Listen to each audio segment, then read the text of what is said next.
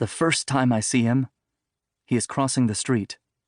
What catches my eye is his sunken head, which hardly turns, though the intersection is busy. Then I notice his skinny body, which his string-like legs seem to pull behind them.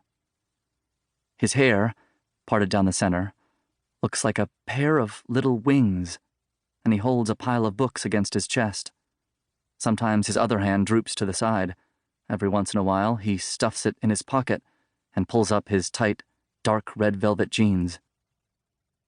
I sit in the shade outside a café, and he walks toward me, the sun on his shoulders. I can make out the flicker in his eyes as he passes, the items in his pants pockets, the soft fuzz on his neck, his shaved arms. Then he walks onto the terrace and stands for a moment by a table at the other end of the nearly empty café. My cigarette burns down to the filter.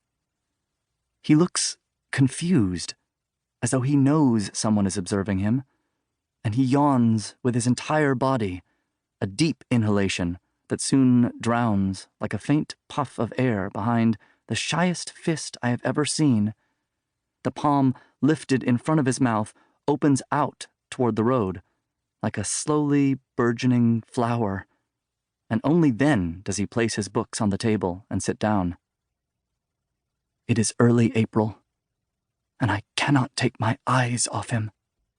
He looks skittish and lost, as though he were living out an unpleasant dream, as though he keeps a different rhythm, different laws from those around him, and in his posture and gestures, the way he opens his books so gingerly, as though he is afraid of creasing their covers, the way he holds the pen he has taken from his pocket like a shard of broken crystal, how from time to time he presses his fingers against his temple and closes his eyes as if to give the impression of concentration, though I strongly suspect he is merely trying to refrain from looking around.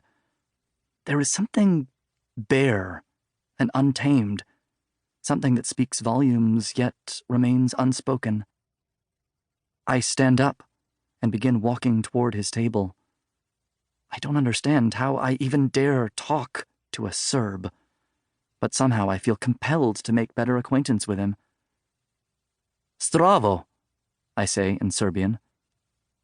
Hi, he says in a bright voice, almost like that of my wife, his eyes fixed on the book lying open on the table, the text of which is so small and tightly typeset that I can't make out what language it's in.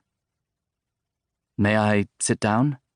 I ask, and pull a chair from beneath the table. Sure, he replies, glances around, then nods at the chair and looks me in the eye, and I think, what an extraordinarily, magnificently beautiful man he is. His irises look like a sky preparing for a storm, and his trimmed stubble combines with his reddish hair, neatly combed and groomed, his torso long, like a horse's, and his face perfectly proportioned, delicate and sweet.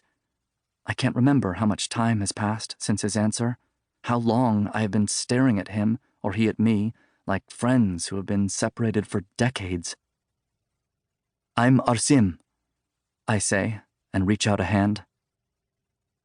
Miloš, he says, and grips my hand in his cold, bony fingers. Nice to meet you.